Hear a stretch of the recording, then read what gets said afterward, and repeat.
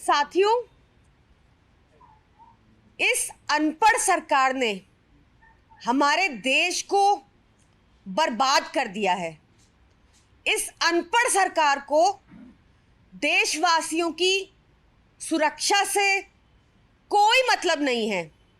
और मैं ऐसा क्यों कहती हूँ, इसके लिए मैं आपके समक्ष 3 उदाहरण रख रही हूँ जो 1 महीना भी पुराने नहीं हैं।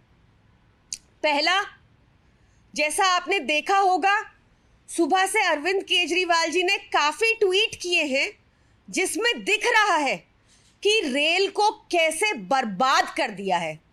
आप पैसे दीजिए, वृद्ध लोगों के लिए कंसेशन ख़त्म कर दिया, पूरे पैसे देने के बाद भी आपको आज सीट नहीं मिलेगी और आप हर बोगी को बर्बाद कर दिया है।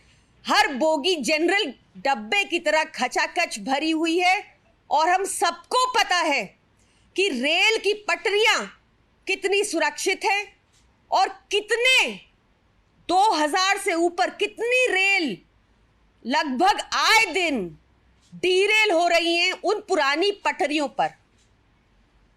दूसरा, मणिपुर को आज 46 दिन हो गए जलते हुए। वहां पर इतने आधुनिक वेपन्स कैसे आए? वहां पर स्थिति इतनी गंभीर कैसे हो गई कि आर.के. रंजन जी, जो केंद्रीय मंत्री हैं, उनका घर जला दिया गया और उनका परसों बयान आया था कि राज्य की भाजपा सरकार लॉ एंड ऑर्डर संभालने में मणिपुर में एकदम विफल रही है। ये अनपढ़ सरकार की स्ट्रैटेजी देखिए। आज ही सुबह मैंने पढ़ा कि मणिपुर में एक नेता ने मणिपुर में चल रही हिंसा के बारे अखबार में एक आर्टिकल लिखा और उसके ऊपर सेडिशन केस करवा दिया।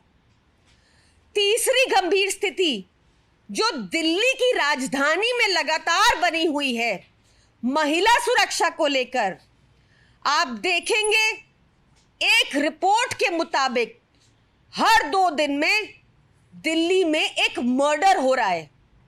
आज सुबह भी जब नींद खुली तो सबसे पहला समाचार पड़ा कि आर.के. पुरम में 2 बेटियों का, दिल्ली की बेटियों का मर्डर कर दिया जाता है। ये वेपन्स कहां से आ रहे हैं? कहा क्यों एलजी इसका संज्ञान नहीं ले रहे हैं? मई में भी मैंने 3 प्रेस वार्ता इस मुद्दे पर की थी और एलजी से पूछा था कि बताएं वो कितनी बार दिल्ली के थानों में गए, बताएं कितनी पीसीआर वैन्स उन्होंने नई नियुक्त की। कोई जवाब नहीं आया। ये एलजी एक ऐसे व्यक्ति हैं जिनके ऊपर खुद महिला पर असॉल्ट करने का केस चल रहा है। ये एलजी दिल्ली के कामों को लगातार क्रेडिट लेने की कोशिश करते हैं, पर दिल्ली की कानून व्यवस्था को लेकर उन्होंने आज तक क्या किया ये हमको नहीं पता।